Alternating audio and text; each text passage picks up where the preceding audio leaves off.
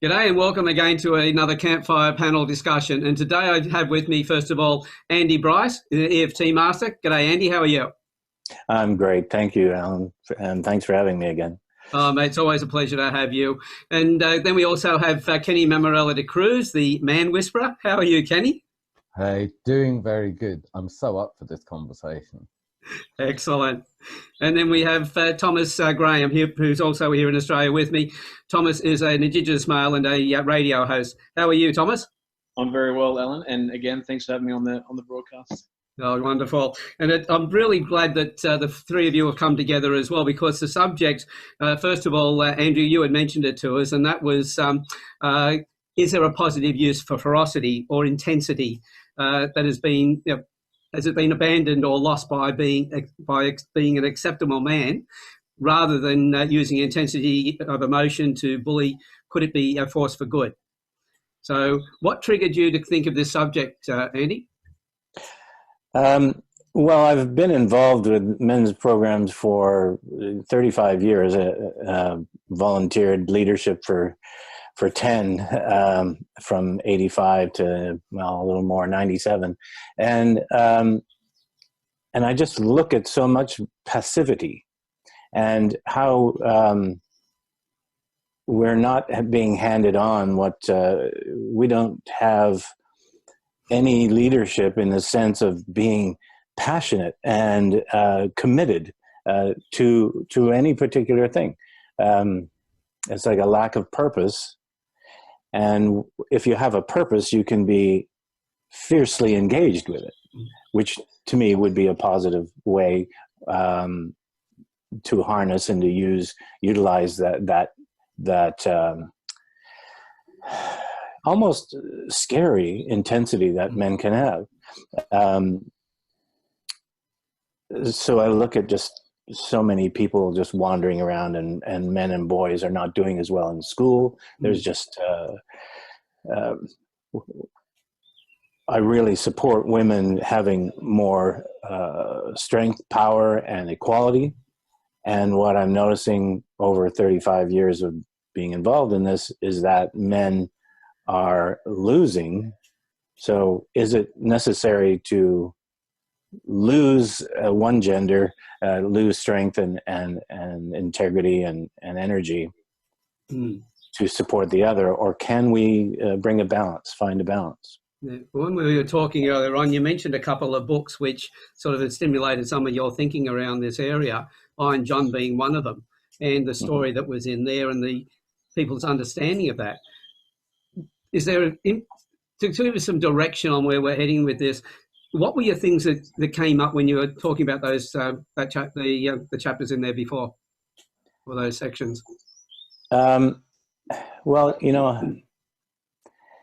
I think the one of the main characters in the Iron John book is the wild man, and so we have the king, we had the young man, the prince, who was wanting to marry the king's daughter, and having to go out, the conflict between the two males, the prince actually being sent out on a suicidal mission. He doesn't know it, but the wild man is very fierce. And one of the key things through discussions for me was that it's not really socially acceptable to be the wild man, to be crashing around. This is the guy who's out in the woods, in the forest, and alone, and is quite dangerous. But if we surrender and give up all of that, we become passive, and so the point was to be able to contact, to get in touch with your inner wild man when you need it. And my observation is that most of us don't even know that exists, or it's like ganglands, gangs get craziness, and there's the wildness is unrestrained and negative, dangerous. And is there a positive way of channeling that? You know, with the positive side would be in the aspect of someone who's protecting their family, etc., being being at that point, being able to stand up and support, but at the same time being, as you said before, vulnerable and gentle around people when they need to be. So having it in its right context.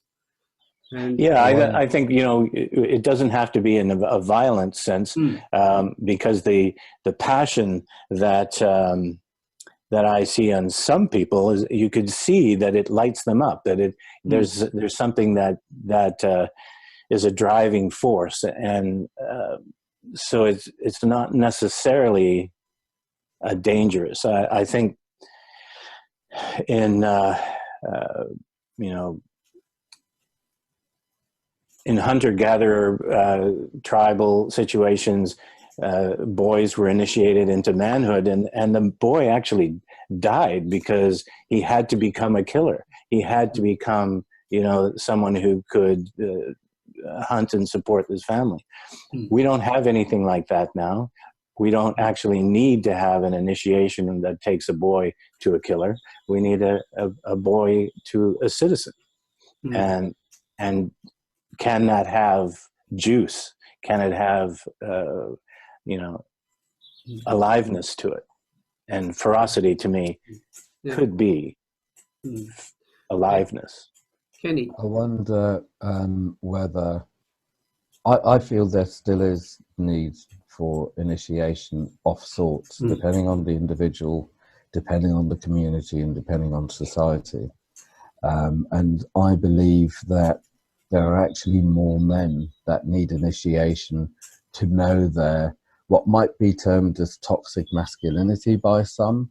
And I would say there are more boys and men in society living in a war zone than the nice middle class that aren't. Including in the UK, for example, on council estates, where there is a lot of knife crime and violence, and it's very normal. And I wonder whether this whole wild man thing, well, it's inside a lot of people, it's inside us. And if it's suppressed, I would say then comes either depression or violence to the self. Or it might be behind closed doors, where it's normalized or where no one can do anything about it. So I feel there is still a necessity, and that is to know that part and own that part, harness that part, so that part doesn't own the individual. And on a very, very basic level, I would say one of the biggest differences between men and women is men can have ferocious testosterone. And that needs harnessing and owning, because a bloke who is owned by his dick is very often a bit of a dick, and that's a waste of good energy. And also there is a time and a place for wild and raw behavior, and that could be literally in combat. That could be on the football pitch when something really sad or bad happens, and it's not the time to stand there and process. It is very, very much time to just stay with it, stay wild, react rather than respond, and just go for the kill. But luckily, it's not another man's throat. It's with the ball. And as you say, it's with purpose. The purpose is to win the game. The purpose is to protect the family. The purpose is not to be stabbed or whatever that situation is. So I would say it's very important. And also because there are more boys and men without a masculine figure. And without that, then how does a boy know what to do and how to do it and what this is all about and where to put this energy? So it's basically that wild man. I would say the way that I work, for example, with voice dialogue is in a very simple nutshell. It's generally the protecting part of an individual that can still own them and keep them recreating and surviving the same old story in a different situation because they don't know the man in them. And it's almost as if the man in them is waiting for an invitation rather than knowing it's time to show up and to take care of this person because the war is over. And when that happens, any fears and fantasies and dangers are not what rules the man's life, because the protector keeps surviving it. But that really valuable information can go to the man in them, who then grounds it and responds to it rather than reacts like a boy. And I would say it's that man, or the, what do they call it, the aware ego, the central processing system, that can refer to the wild man, who then passes the ball back, or refer to the lover, or refer to the cook, or refer to the artist, or refer to the silly art if it's time to muck about with your mates. And it's that central man who I believe can harness the energy and know when to use this yang energy that can get so much bad press, sadly. Yeah, because I look at it and see that you talked about testosterone, and as those levels are changing, as you're going from boy into man, you know, the age of a boy into a man, not so much the process, without that rite of passage, the testosterone and everything else is having an impact. Those confusions come through. This is when the ferocity comes out, but it doesn't come out in a guided manner. It just comes out in an uncontrolled manner. No rudder, no idea where it's going, and then becomes a violent one, as Andrew was saying before, in that it's wrong focused. It hasn't come out the right way.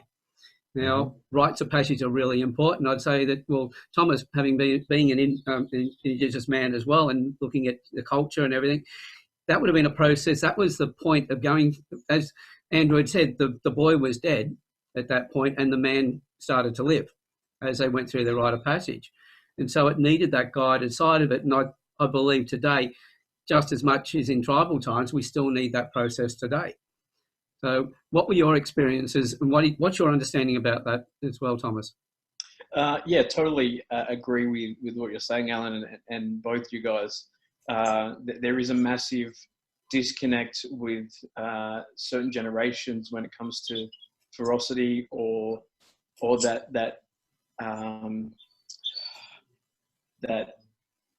the need to step up and to become a man instead of being a kid or a boy. And I think, and I'll touch on that, the culture as an Indigenous male in a minute, but I think that the massive suppression of this comes from technology and also the rise of, and what I'm about to say, I'm not against at all. I completely stand for it. But I think with the rise of movements like the Me Too movement, women's rights in workplaces, and other feminine-driven movements, it's sanitizing or desensitizing the view on males and the view on how we as the next generation stand up for ourselves and speak out. And so, again, I'm not diminishing what they're doing, because there's like the need to speak up for what they're facing or sexual abuse or whatever is very relevant, and we need to do that. So everything that people are barracking for needs to occur. Even in Australia with the same-sex marriage plebiscite and debate and stuff like that, it's diminishing it's kind of blurring the lines in a sense between male and female in my view. And I'm speaking generally in my view, being a Christian Aboriginal male, it's blurring the lines. And so the mindset has been majorly affected of young men because of what they see on Facebook, Instagram, not MySpace, Twitter, Snapchat, and whatever. And so where do they turn? And that's the main thing. And I think when I've spoken with people, and especially Indigenous males that are in their homelands, for example, I'll say Burke or Southwest or West New South Wales, because I've done a few trips out through Dubbo and Walgett, which are bone dry with drought and cold Okay, Siri, sorry. Technology. Is she telling you what to do? My Siri's got an attitude on her. Well, she didn't get that. So, but dealing with people in them communities and highly Indigenous communities out the back of New South Wales in poverty, in drought-stricken areas, it's quite astonishing the level of culture and pride in their culture still remains. And when you go to events, and with my sporting career, I've been a referee for the past, rugby league referee, none of this football crap. A real man. You guys in England, settle now. Yeah, we all love you, not judging. Rugby league. This is actually the Koori Knockout 2018 jersey, referee jersey. And there's always been, one, a welcome to country, but also two, there's been times where there's been Aboriginal dances, and whether that's been a war cry, whether that's just been native dance to honour and bless people.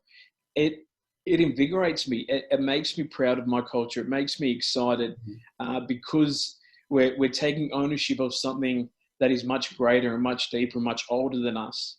And a lot of them people in their communities stand strong on their culture despite what's happening around them, despite that government is taking the water away and giving that to cotton farmers, despite local governments not controlling the waterways correctly, and they're living in pure drought. It's like they're living off bore water that's slimy, and they're living off donations from people in the city. And so, but when I speak to Indigenous people in the city, it's kind of sensitized a little bit because they're not focused on their culture as much as they are when they're back home.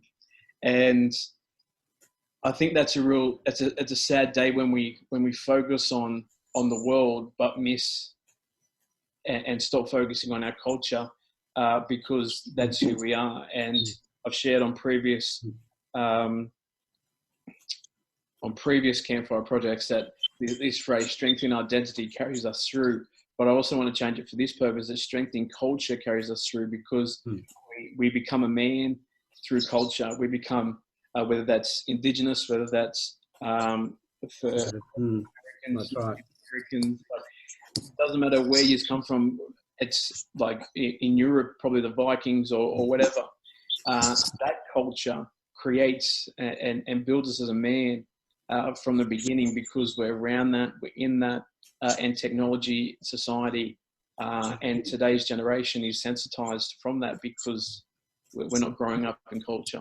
Yeah. When we look at those men in that situation, as you mentioned, out in Burke and out in those drier areas, the poverty areas, they focus on their culture and everything else, but the way they carry themselves very much in their family, but also when they talk culture and everything else, they are fierce because it's so supportive of it. It's a positive one that people can then come along and listen to them and learn from them, as opposed to those that aren't in their culture, or as you already mentioned, the gangs and things like that. They're all about survival. It's not about growth. It's not about community. It's about self-preservation. So when you're lost in self-preservation, the wrong energy comes out. But when you're there with surviving with the group, and the culture, the community, it's a different energy altogether. I was just going to bring in the community word as well, and I wonder, with some, certainly by no means not all, boys or men get into gangs because they need community, or they get into their drug friends or their alcohol friends or the victim club or whatever it is because they need community. And in my experience, my belief is generally males need to be part of the tribe, need to be part of the pack. And the sadness is the way that some males will really sell out on themselves to do that. And on the other hand, some will also sell out to keep their partners happy and to avoid anger or confrontation. So again, it's like I need to know myself. If I don't stand for anything, I'll fall for anything. If I don't stand for something. But it is that need to belong. And sadly, these days, so many men come to the men's groups and basically want to know what's wrong with them and how to do them right, which is handing power over. And they get to learn who they are, they no longer need to be. And they have the space to be themselves and to have the space for that to change. And even to test drive who they are amongst other men who accept them unconditionally and will even give them feedback. And another huge sadness I feel is these days, the younger people will turn to a computer for advice rather than another human being. And sometimes they don't have another human being, or they will believe what computer says, rather than learn from the experience of people from within their community. And one really sad example of males needing belonging is the incels. I interviewed a guy who was the mouthpiece of the incels, who ended up working for the FBI for a while, actually, once he left. And he said that he hated himself so much, and he thought he was so ugly. Incel stands for involuntary celibate. And he believed that women hated him so much, that there was so much hate. And finally, he found somewhere to belong. Now, that's the desperation of the need of belonging, of being one of. Yeah, because at that point, if he didn't find it, the eruption that would have come out of that, the violence that could have come, the wrong type of ferocity could have been quite incredible. So finding that right group is extremely important. Yeah. And I was a member of a team of men for about 12 years of various. One of the situations we had in Vancouver was areas. We probably had 1,000 men on teams in different groupings, but the team would be maybe 8 to 12 men tops. And the purpose of it was to meet weekly, to support each other, to be men, to be themselves. And it was quite amazing to spend a couple hours with a small group of men who had your back, who had your best interest. And you come out of that, it was so high, you know, so excited about your life and supportive, that something Kenny just said sparked if you are a man trying to get a reflection of who you are from women, it's kind of like a funhouse mirror, because it changes with fashion, it changes with what their needs are and what their desires are. But if you have good men who know honor, integrity, and are there to support you, it's a clear mirror. It is a mirror, and you get to see who you are. And I like the idea of, you know, actually having that ability to test out some things in a safe place. And I think it's quite rare. The group that I was a part of, I'm now 6,000 miles away, but I really feel that being a part of a larger community is useful with principles. And you also need a small, tighter group, because you lose that personal quality. But a smaller group of men can really trigger and remind you on that regular basis who you are and what you're here for. Well, they keep the place safe so that you can self-regulate in that process. You can test and, you know, confirm that you're doing the right thing.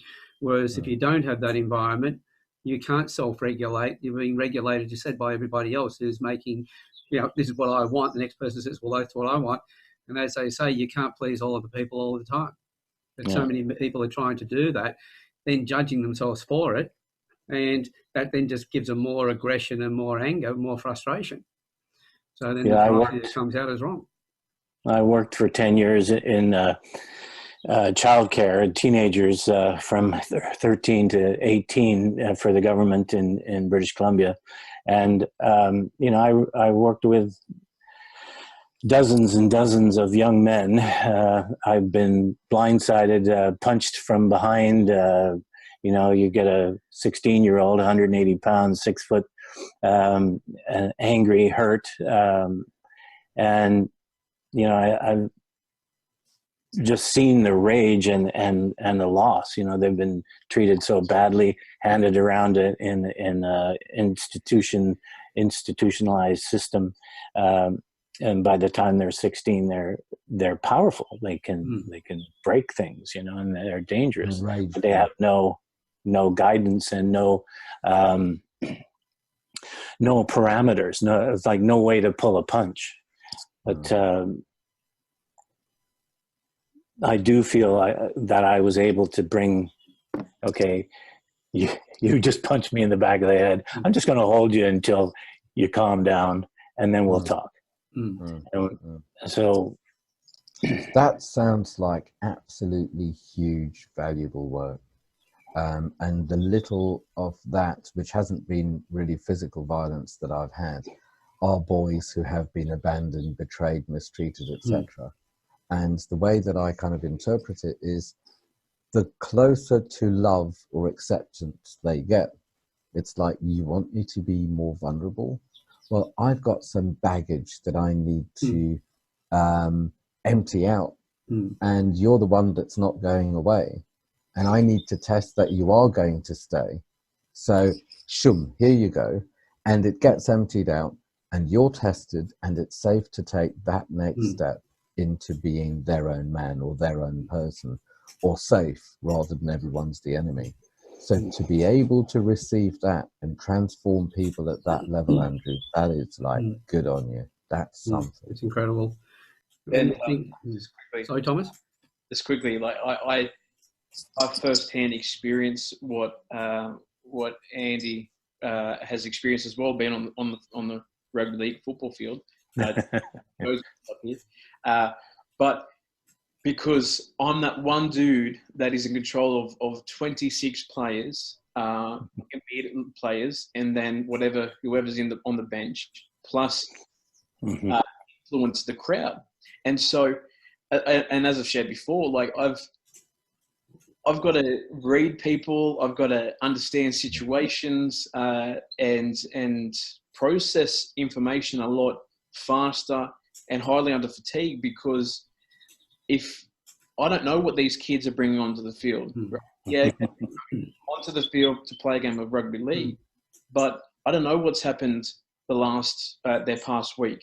I don't know what family issues they've got. I don't know what's happening at school. I don't know any of that, and so I'm the easiest target when it comes to sport for them to take out all that rage. Because if they get beaten if they rage at home, they're going to get beat, or they're going to be disciplined quite severely. If they're at school, they're going to get suspended or expelled or taken out of class or whatever. And so for them to come onto the field and for me to not process something correctly as a referee, then I'm in trouble. I get held abuse. I get caught everything under the sun. Like praise God, I haven't been attacked. I think that's just because I'm quite large, and they know that I'm not going to go down easy, so they don't bother. But how I've dealt with situations and the way I've spoken to certain players has really alleviated that issue, because not only have I used a powerful tool as a whistle, but also communicating and then putting them into a place where they're isolated is something for me.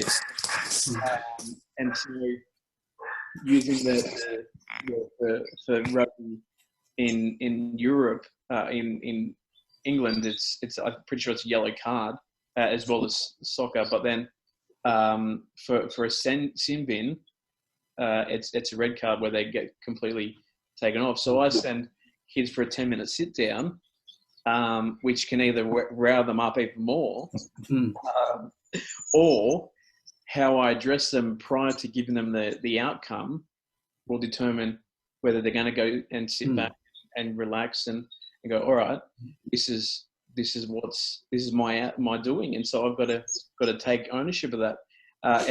And going back to something that you guys and Andy you're talking about before about community, I wanted to share, and well, I'm going to now,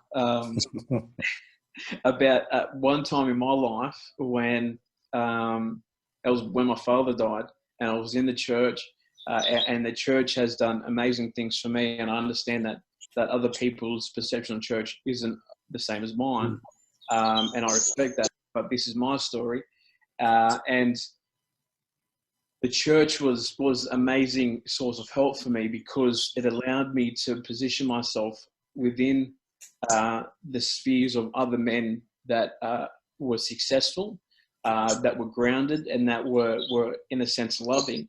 And so that life event allowed me to initiate my future in a sense, because I positioned myself around men that I knew would build me up. And so that I remember one time, one night I was I was sitting back in a jacuzzi, and I was talking to one of the sons, and the son goes to me, do you want, Peter's name was, do you want Peter to be your father? And I said, no, I'm not intentionally wanting to replace my father. By no means am I doing that. But what I am trying to get is their wisdom that they have to allow me to be a man that I need to be. And that was although it might have looked like I was spending a lot of time with older men, thinking from an outsider's perspective that I was trying to replace my dad, I wasn't.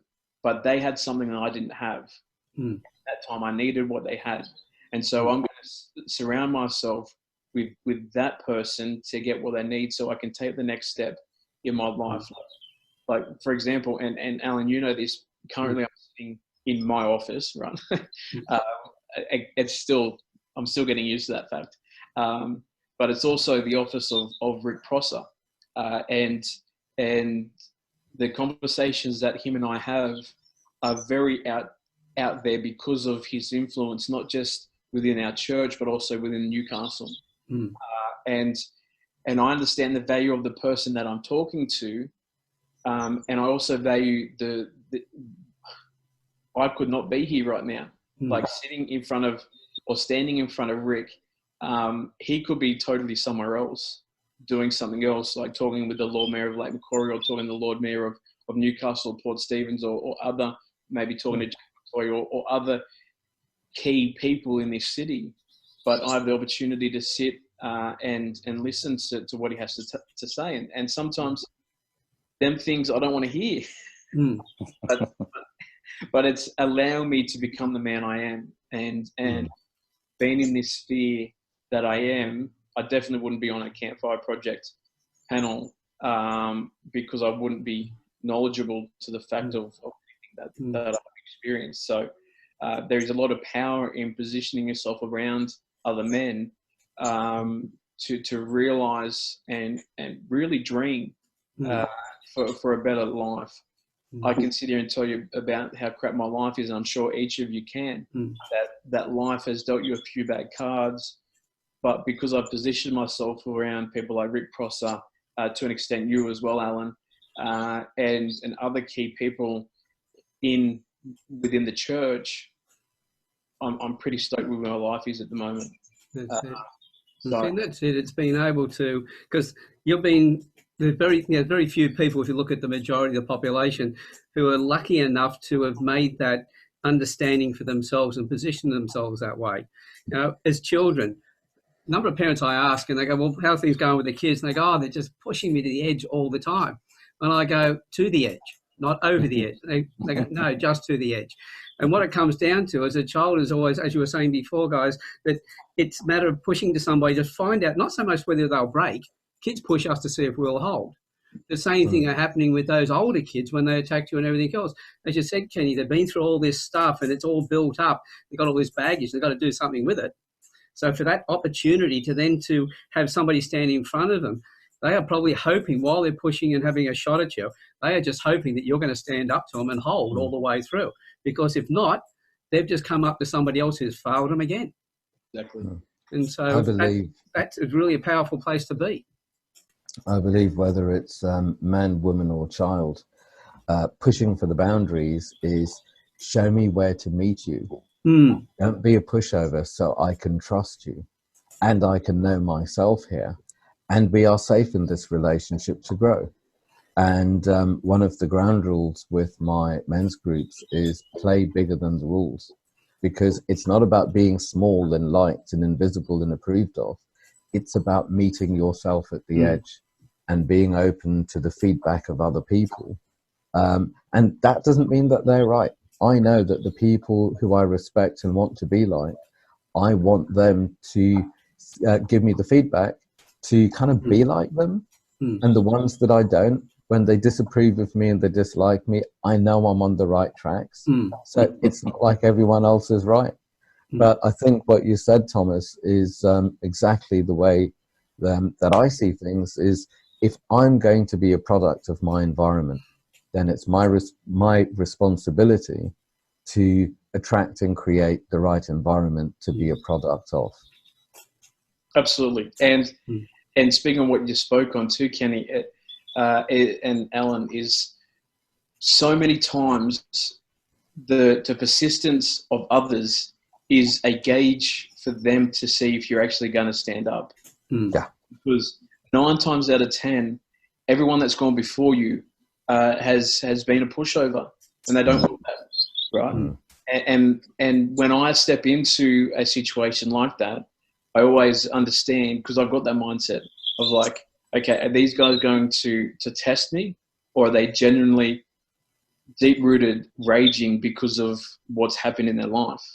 And so 90% of the time, it's just testing me, and not blowing wind on my skirt, but I always prevail and always succeed in that time, because and you would see it all the time, Alan, where I've already read the situation before I've spoken to them. It's everything that they've gone through. There's always there's normally a uniform that is attached to everything that they've gone through, and so it's easy to pick what they've gone through because of what they wear. And I know that's a judgmental thing, but it's an easy way for me to read someone and go, okay, there's probably a high chance of abuse in the family, mother or father, domestic violence, whatever. It's a lot easier for me to do that. And so I've just totally forgotten what I was going to say. Been there, done that.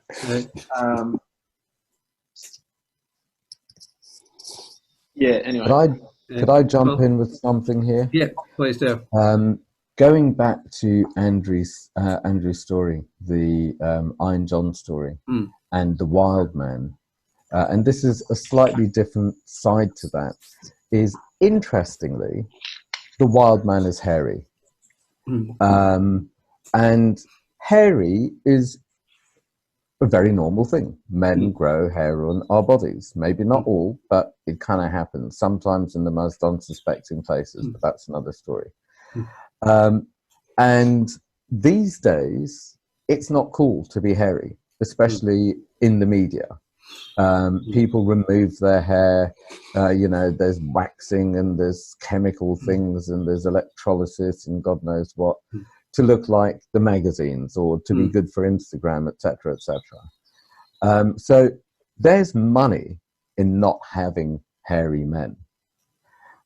There are actually some, I don't know whether it's the majority or the minority, good men around, very good men around, clearly. But at least a few. Yeah, well, at least 4.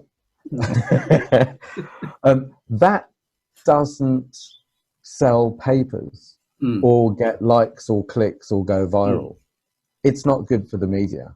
What they like seems to be unruly boys making absolute arses of themselves so people can point the finger. So to be wild, even in a positive way, is laughed at. is belittled, is scary. To be hairy is scary. Actually, here's another very strange thing, and I can't quote. Yeah, I can't quote.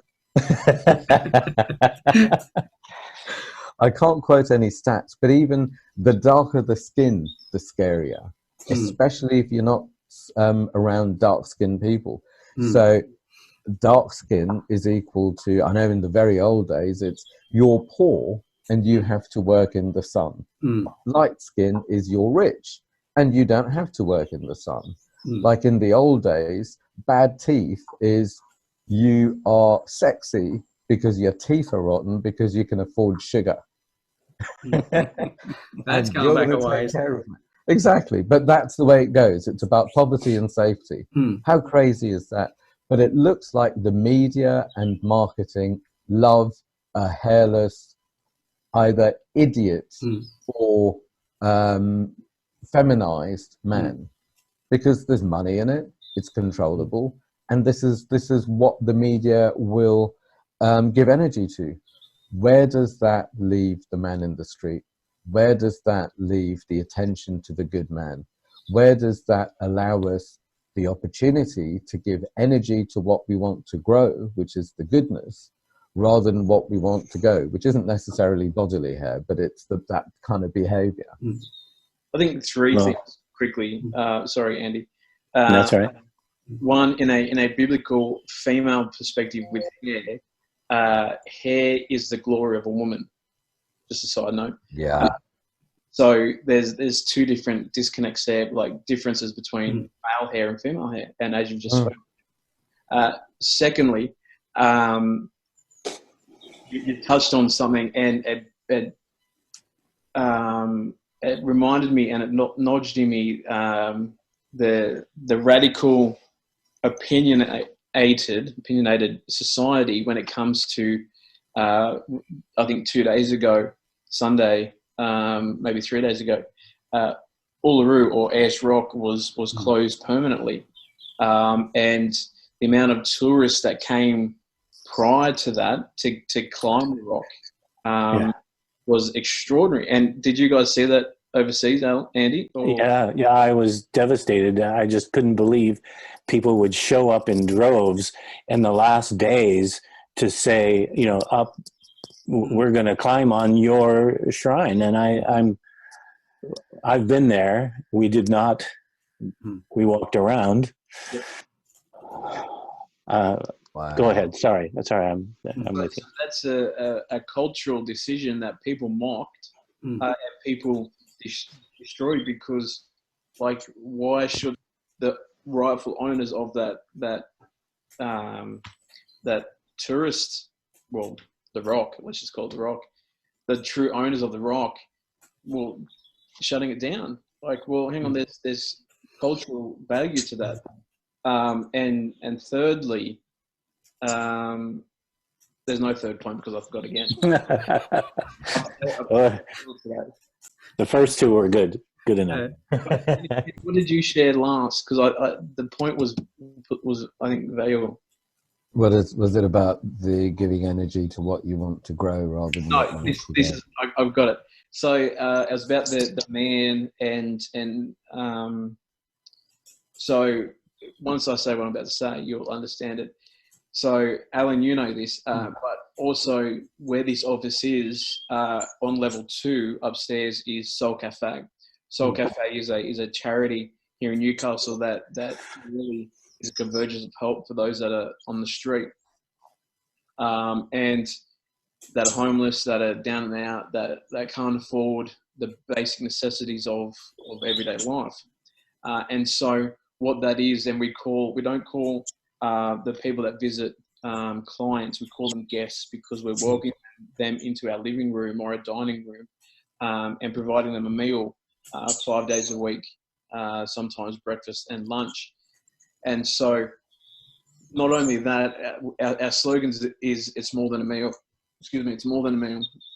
And so we provide podiatrists, we provide hairdressers, we provide doctors, chiropractors, legal services, whether that's Centrelink here in Australia or just general legal help. There's housing, accommodation services that come in, and that provides a little bit more purpose. And I say a little bit because it could be a whole lot more, but it provides a little bit of purpose in the male's life, because one, they're not asking for the help. Them walking through the door is a sign of humility for them, because one, they need help, but two, they're not willing to ask for it, which is a deep-rooted pride in male culture. But thirdly, they know that they need help, and so I'm just going to walk into a place that provides help and get what they get. And so last year, something like 36,000 meals were made and served to the people of Newcastle through zero government funding. It's all based off local community benefits and funding and donations. But it's a real beacon of hope, the charity in Newcastle, for people to get back on their feet. And I think that's when you're at the lowest of lows in life. I think that charity is a light to them to be able to, like, some of the, like, I could literally sit here and tell you story after story after story of volunteers that once were guests, now putting back into the organisation, but not only that, guests that have just cleaned up their life, that are now working, that are now housed, that are now seeing their family again, that are clean and have been clean for months, that have been healthier than ever, like because of one organisation and the people in that organisation. And so just because we might not get it from technology because we want, there's other places, well, especially Newcastle, I can't speak for everywhere, that we provide that. And I personally am honoured to be a part of it, because I know how easily things can change, and I could be a guest in the charity, So when we look at Ferocity on that point as well, for an organisation, 36,000 meals, etc., been running for as long as it has, no government funding, and the people with the dedication who have put their time into making sure it worked, the ferocity in them to keep going and to fight that battle and to make sure they keep moving forward has to be massive. But it's not ferocity that we would see as opposed to, say, a young sportsman who's been given everything and doesn't know, he's having no boundaries put in place, he doesn't know how to do anything, and he's out there yahooing and carrying on and doing all the wrong things. And we call that a wild man. But the wildness, the passion and everything else, it's in the people that put that centre together and have kept it running. That's huge. 100%. Yeah, and I think there's a real difference between the two levels of what we might think is ferocity. Yeah, I think it takes a massive connection to community, and that is the energy that drives these things. And if we, I can feel it in how Thomas is talking about it. And, when in the 80s and 90s, when we would have men's groups, every year we would pick someplace. We used to repair playgrounds and schools and things. And it was a time when a group of men caused suspicion.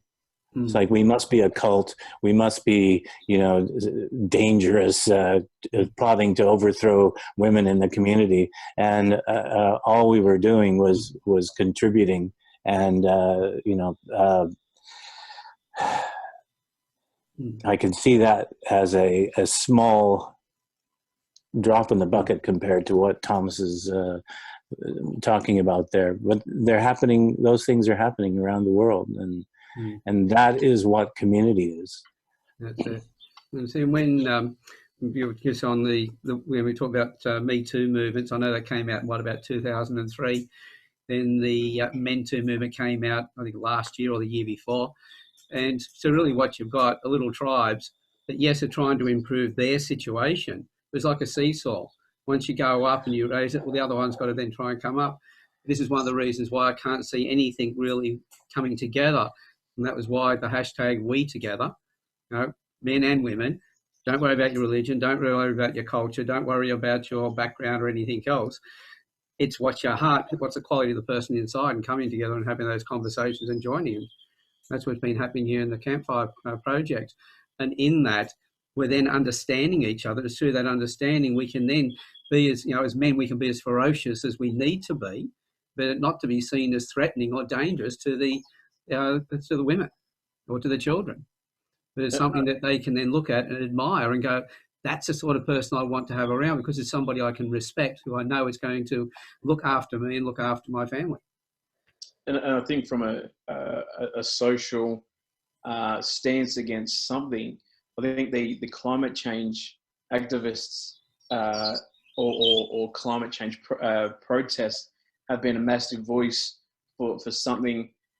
And personally, I understand climate change and all that. I never see me out protesting for climate change, just personally.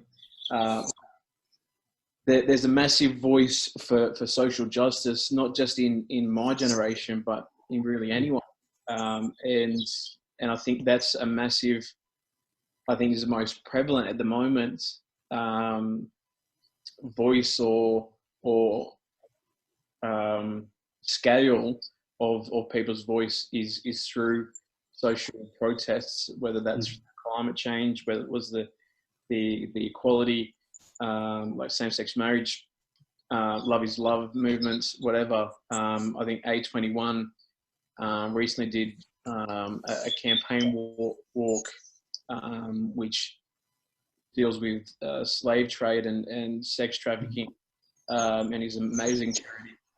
So there's all this social justice that people are happy to turn up to voice their rage and we too, and that then connects them, and then people start believing or start having the same beliefs, and the ball just goes rolling. So, as you said, it gives you as Tina was saying, it gives you that tribe when you get together with people who are very similar in mindset.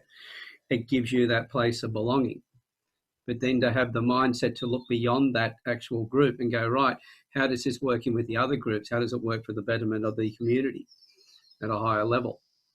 And that's always going to be, I think, something that in a lot of cases we're going to be missing. 100%. Well, I think that I think there's a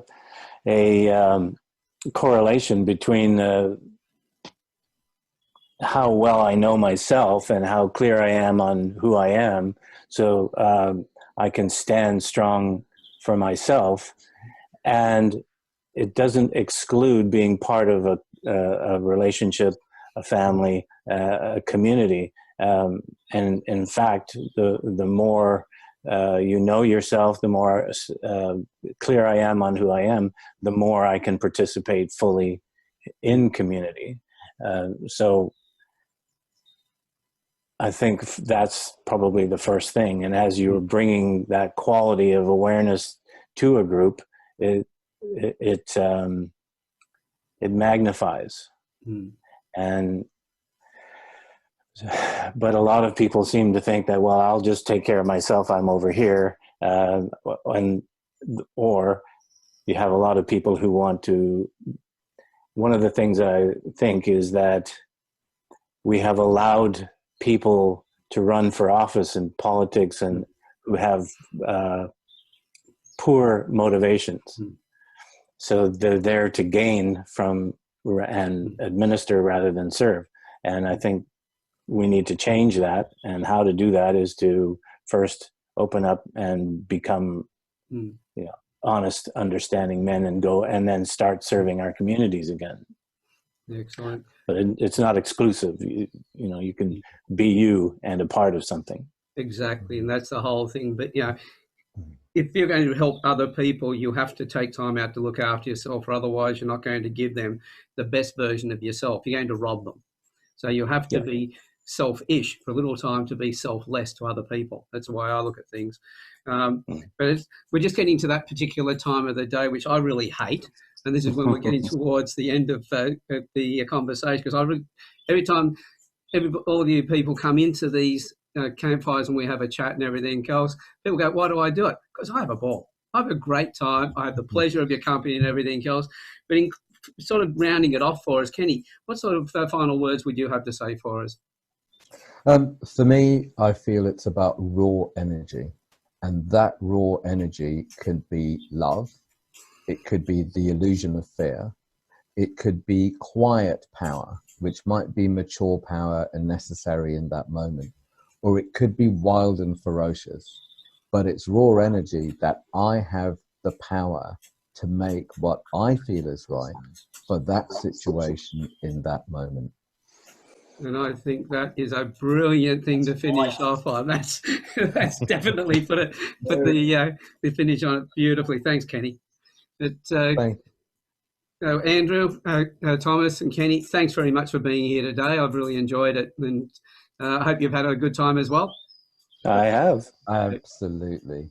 Excellent. Thanks, Thomas, and thanks, Kenny. Thanks, Alan. And to everybody else who's been listening in, thank you very much for being here. And put some comments down. Let us know if there's particular subjects that you'd like the panels to talk about. I've just realised I put a file together just recently of all the people I had one-on-ones with. It's over 70, and the group's only 600. Well, it's grown really fast over the last few weeks. A lot of people are joining, but it's 650, so more than 10% of the members like yourselves have come and had a one-on-one, and we're up to about 36 or 37 panel discussions so far. So it's really been brilliant, and you guys and everybody else that's coming into the group are making the group what it is. So thank you, you three guys, and for everybody else who's been here today. Thank you for being part of the Campfire Project. And I just want to say, Alan, to those 650 members that haven't had a one-on-one with Alan or haven't been on a campfire discussion, what are you waiting for? Because obviously, it's especially from a young guy, 25 years old, young buck. It is not only the most valuable moment in my week because I value this so much, but I learn from other people that aren't in Newcastle, that Andy's in America and Kenny's in the UK. So like there's so much you can learn. You can just have a ball. Like the last one with it was just the young fella, the fella from Mexico, was it? The big fella from Central Coast. Like Johnny, yeah. Yeah, we couldn't stop laughing. Like it's the culture and the vibe of Campfire Project is something that you need in your life. And so hurry up and get on there because I'm kind of getting over being the face of or being on Campfire Projects, but I love it. So, and just remember as well, for the young people out there who are listening to this as well, we get a lot from people as well because some of the stuff Thomas has been talking to us about, it's given us new ideas as well. We need to look through each other's eyes to be able to get better vision for ourselves. And that means all ages, all cultures, all religions, all genders. So the more we understand about each other, the more quality that we have in ourselves. So, and again, thank you everybody who's, you three guys and everybody else who's listening in. All I can say is that you all enrich my life. Thank you very much, and we'll see you on the next panel discussion. Bye-bye. Okay, Alan. Thanks, guys. Bye.